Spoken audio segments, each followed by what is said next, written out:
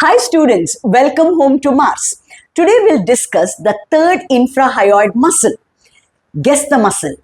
When we shout, our larynx is elevated. When we swallow, our larynx is elevated to close the airway. Guess which is that infrahyoid muscle? You got it right. It is sternothyroid, which helps to depress the larynx. So in this picture, this muscle, which you can see here, this is sternothyroid muscle, and then it continues above as thyrohyoid. So let's label this muscle as sternothyroid, which continues above as thyrohyoid. So we'll learn the attachments of sternothyroid with the help of a diagram. So here goes sternothyroid muscle. First, draw the hyoid bone because it's a infrahyoid muscle. So this is the hyoid bone. Here, draw the manubrium. So this is jugular notch. This is the facet for clavicle. This is the facet for first costal cartilage. This is the facet for second costal cartilage. And this is sternal angle. So we'll label this as manubrium, part of sternum. Also draw the clavicle here. This is the clavicle, and draw the first costal cartilage and the first rib. So label the parts. This is clavicle and this is first costal cartilage.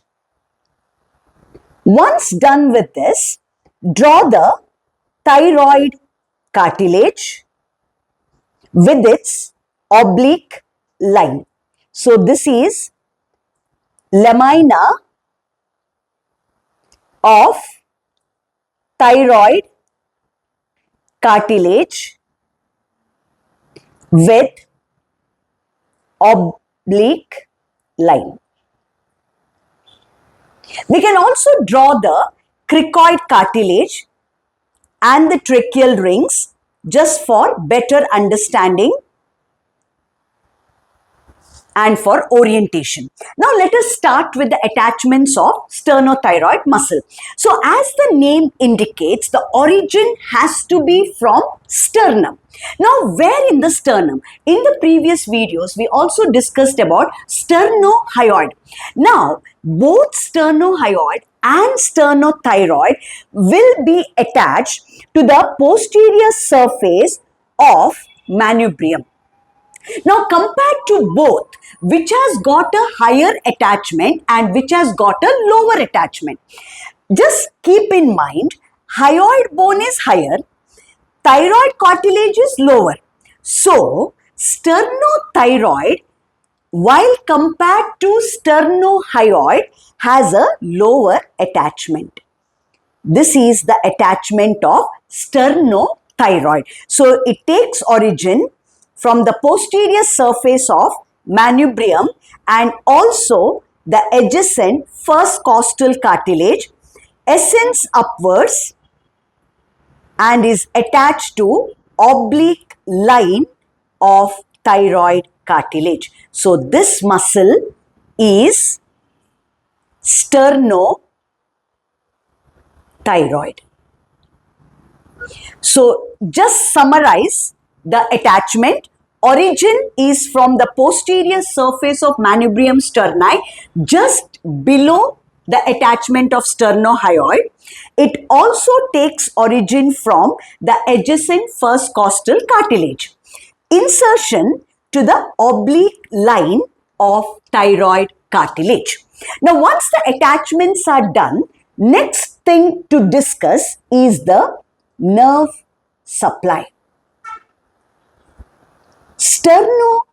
Sternothyroid is supplied by ansa cervicalis. This is the topic we are going to discuss in the next video. After the nerve supply comes the action. Like any other infrahyoid muscle, sternothyroid also depresses the larynx after it has been elevated during swallowing. So, action depresses the larynx. Because it is directly attached to the thyroid cartilage, it's a key muscle to depress the larynx. So after understanding its attachment and the action, can you guess what would happen if the sternothyroid muscle is paralyzed? How will the patient present to you? Think about it and we'll discuss about the same in clinical correlation of infrahyoid muscle. Thank you for watching. Please share your valuable suggestion. This is Mars, where medicine meets meaning. Thank you.